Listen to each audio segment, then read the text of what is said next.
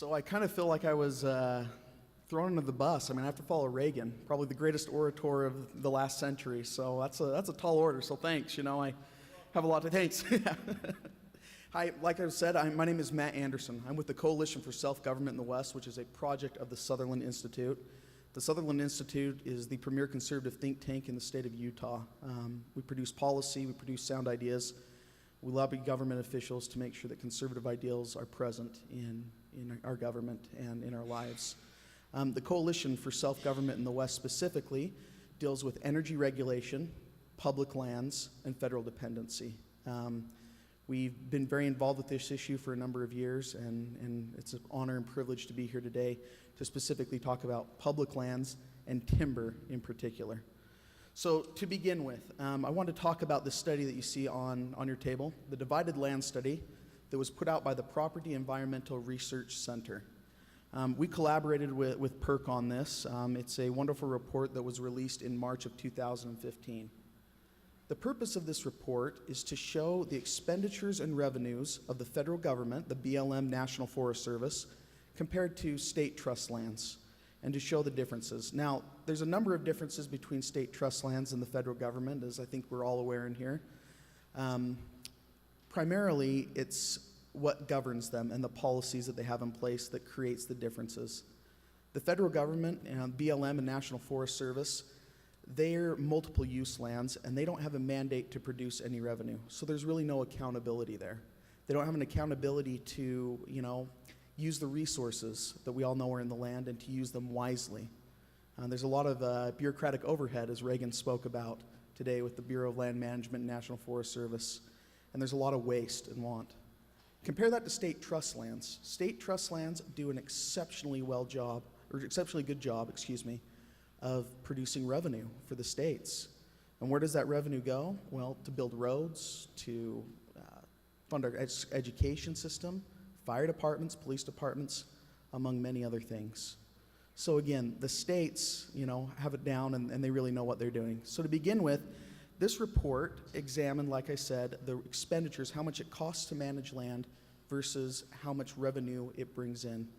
As you can see on my PowerPoint here, federal multiple use lands, again, the BLM and National Forest Service, lose 27 cents on every dollar that they spend to manage our federal lands. State trust lands for the states of Montana, Idaho, Arizona, New Mexico, those are the four that were examined in here, they make $14.51 for every dollar they spend on management. Now, the reason why those four states were chosen, need to back up, is because they show a number of good examples. They're very different from each other, and they show a very good, robust comparison. Arizona is very different from Montana. Idaho is very different from New Mexico. That's why only the four were chosen. But as we've gone and we've done further analysis on this, other states have proven to be just as effective in how much revenue they generate. These states weren't chosen to simply, favor our side. They were chosen at random, and they've worked very well. So again, the federal government loses 27 cents on every dollar they spend on management. State trust lands make $14.51. Now, when we put that on a per acre basis, the feds spend $16.17, but they only make $11.79 on every acre. The states, they spend $2.56 to manage. They make $37.16. Huge comparisons and huge differences.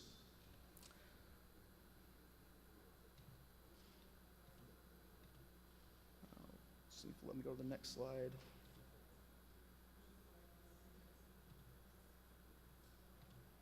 All right. So again, I've been charged to speak about timber. So this report talks about grazing, mineral extraction, a number of things, but there's a specific page about timber. So if you'll turn with me to page 14, that's the place that talks about timber management. So from 2009 to 2013, the Forest Service generated 32 cents for every dollar it spent on timber management, while the Bureau of Land Management received 38 cents per dollar. Now, this report for timber only looked at Montana and Idaho because Arizona and New Mexico do not have timber sales on their state trust lands. So again, these numbers are only for Montana and only for Idaho. So Montana and Idaho earned $2.51 for every dollar spent on timber management from 2009 to 2013. During that same period, the states earned an average of $114.60 per thousand board feet sold, while the Forest Service lost $148 per thousand feet sold, and the BLM lost $197. So again, there's a huge difference between what these states are making and what the federal government is making. The feds just aren't doing managing this effectively. Now, why is this? What is one of the biggest reasons? It's the federal policies that are in place, the planning process that goes into it, the public comment process. Environmental groups are holding up the timber industry. They're not allowing people to go in and log. If they can hold it up in litigation, it can, take 10 years before you can go in there and log, and by that time, the timber industry is not interested in going in anymore in logging. So it puts us at a real advantage. The Endangered Species Act is another example of this. We look at what's happened in the northeast of our country with the spotted owl. It shut down the timber industry, and people aren't able to go in and get the resources that have been there for so long. Another thing to note, let me go to the next slide. Okay, so again, here is the revenues versus expenses that you see here for the 1,000 feet sold of timber. Again, huge differences. I already mentioned those numbers. The overall message of the report here is that the Forest Service is so busy meeting procedural requirements that it has trouble fulfilling its historic mission to sustain the health, diversity, and productivity of the nation's forests and grasslands to meet the needs of present and future generations. And that's not to say that management policies are bad for forests. We don't just want people to be going in and cutting down every tree they see. Forests, they need to be managed properly. And states do have policies in place to make that happen. To say that, states' trust lands are only about generating revenue is not entirely true. There are policies, there are procedures, there is public comment that is allowed. But the amount of influence that environmental groups have on state trust lands is far less than it is for federal lands. So I want to tell you a quick story. So I've given you a lot of numbers, I've given you a lot of facts, I've given you a lot of statistics, but I want to talk about how this translates into our daily lives. So Josephine County, Oregon, had a once thriving timber industry.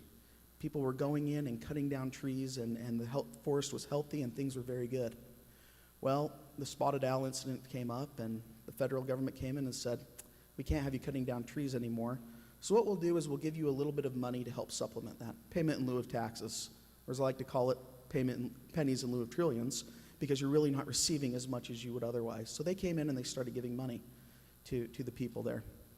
Within a few years, they saw that their money for their schools, for their roads, and most importantly for their police departments started to diminish over time. In fact, it got so bad in Josephine County that the sheriff said, we can only keep a police officer on duty from 9 a.m. to 3:30 p.m. every day. After that, we don't have an officer on duty. There's no deputies. He had to fire over 65% of his department to meet budget needs. Now, what does this mean? There was a lady living out on about 40 acres of land out in a rural part of the county. She had an ex-husband who, he'd beaten her in the past and done a number of things. He came knocking on her door. She called the police department. She said, my ex-husband's here. Can you please send someone to help? The dispatcher replies, ma'am, I'm so sorry, but it's after 3:30 p.m. We don't have an officer on duty. Can you tell him to go away nicely? It almost gets me emotional because the terror in her voice, you can hear it and you can feel it. She said, no, I can't tell him to go away. I've been telling him that for a while. The dispatcher said, well, ma'am, I can stay on the phone with you and I can hear you and I can do that, but I can't send anyone. You're on your own. The gentleman broke in, brutalized her, put her into a coma. Now, she did live, but that's what we're dealing with. The next week, the sheriff of Josephine County came out and said to the residents of the county, he goes, everyone, if you can't protect yourselves, if you don't have a firearm, you need to leave our county because I don't have the capacity or the capability to protect you anymore. So again, well, economics is important and numbers are important. I have a background in statistics from Utah State University and in natural resource policy. Well, I like it. It doesn't tell the whole story. It's the stories like those of Josephine County where it truly impacts the lives of the people, where timber harvests are being reduced around the country that are really impacting our lives. So with that, I'll be opened up for questions that I can maybe answer. I don't want to take away from any of the grazing presentations or anything else in here, so I'd be happy to talk about that at a different time, but if you have any discussions on timber, hopefully I can answer those questions. First of all, Matthew, Yes. we got to stop calling those groups environmental groups. The true environmentalists are sitting in the audience, take care of land and livestock. They're pseudo-environmental groups. My question to start it off is, can we use litigation more than we currently are, like the pseudo-environmental groups are? Yes, we can. I'm not an attorney, and so I'm not going to tell people what to do when it comes to suing someone because I don't have the background to do that. That said, we've seen a number of examples where suing the federal government has turned out very positively. There was a gentleman in Wyoming, just barely, who, I don't know if you've heard about the stock pond by show of hands. The stock pond, the gentleman wanted to say most people, right? He built a stock pond. The EPA came in and said, you can't do that. He sued and said, yes, I can. He fought it, and he won, and he has a stock pond. All he had to do was plant a few willow trees and put up a partial fence around it, and I saw a video of him catching a brown trout out of it the other day and was very happy with his life. So yes, we can, but I can't speak to any specific instances how that happened. So, other questions? Yes, sir. State your name, please, and then your question. And I'll hold the microphone. Perfect. My name is Reed Smith, Modesto, California. I've been reading over the last couple of years about the state of Utah has been giving notice to the federal government that they want them to sell off their property and vacate. What's the current status of that? So the property of what? What was that? One more time. That the state of Utah legislature had requested the federal government to vacate the lands. Yes. And revert the property back to the state, or the state would sell it off? What's the current status of that, or is there someone else that will speak to that? Yeah, I can speak to that definitely. So in 2012, the state of Utah passed House Bill 148, which is the Transfer of Public Lands Act. It called on the federal government to turn all land over, with the exception of national parks, Indian reservations, and military bases, and a few wilderness areas, to the state of Utah by December 31st, 2014. The federal government did not do that. And so now, as it currently sits, the state of Utah has standing to sue. Our governor, sadly, did not take the opportunity to do that yet, as well as our attorney general, and so we're waiting on that to happen. As far as selling, did you say selling off the public lands? Is that what I heard you say? The state of Utah also passed this last legislative session, and I was very involved with this bill. It was House Bill 276, and it was a land management act to manage the lands once they are turned over to the state. In that act, it says that it is the policy of the state legislature and our state not to sell off lands that are currently public, but to keep them public, but to make them accessible for grazing, timber, mineral extraction, all of that. In fact, anything that is over 200 acres, any sale of any parcel of land over 200 acres has to be approved by the Utah State Legislature and signed by the governor. So the intent is to keep the lands public, but under state control. And so again, I think this gets to the heart of keeping access. I'm an outdoorsman, avid hunter, avid fisherman, run cattle on BLM land for years.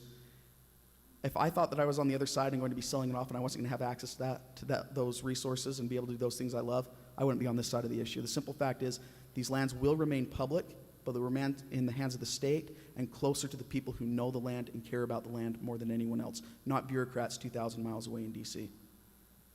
Isn't that the selective betrayal of the truth, Matthew, that the federal government tries to give this image that the rancher wants to own the land, where there's no rancher that wants to buy the land. They just want the multiple use that they are granted. Of course. Did you raise your hand, Tim? Any other questions? Yes. I got one more back here, Reed. Gary, I'll hold this. All right. You'll give a speech. You're speaking later. No. It's just something that everyone in the audience should know about, and Jason Chaffetz will be here tomorrow. What you are talking about that stops all of this development is the National Environmental Policy Act, NEPA. It requires environmental impact statements. It was written in 1969, has only been modified a couple of times, and there is a portion that deals with so-called categorical exclusions. But one of the reasons all of us are very angry with Washington is the Republicans have not done anything to change this act. Change the National Environmental Policy Act, and you will change an enormous amount of what's going on that you have just described. Our party on the Republican side is not doing it. All of you need to talk to people like Chaffetz and others and tell them there must be a change in this, or otherwise what he's describing continues. Can I hear you speak to that real quick? I agree 110%.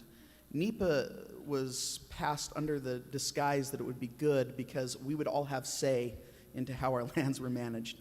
What happens, though, is under the NEPA process, these pseudo, I want to make sure I use the terms right, pseudo-environmental groups come in. Thank you. And, gotcha. They come in and they give their public opinion, and the federal government only listens to them, not the ranchers, not the locals. And so NEPA, like I said, originally you'll hear, oh, it creates local input, it's good. No, because they really don't listen to the people who truly care. That's the problem. Okay, one final question from Angus. All right, I'm holding the mic. You guys, you're going to run off. What's the definition of public land under this act? Under The act you're talking about. of public land, Where you're demanding that the federal government return give lands over to the state. this public land to the state. What's the definition under that act of the term public land? Public lands would be all Bureau of Land Management lands, National Forest Service lands, Fish and Wildlife Service lands. I'm trying to remember what else. Those are the multiple use lands that they're talking about. It does mention Grand Staircase Escalante National Monument being given So back to the state. is there a definition of the term public land in the act itself? I'm not sure of that answer completely, but I do know multiple use Okay. lands. Mathew Anderson, thank you very much. Appreciate it. The Sutherland Institute, give him a round of applause.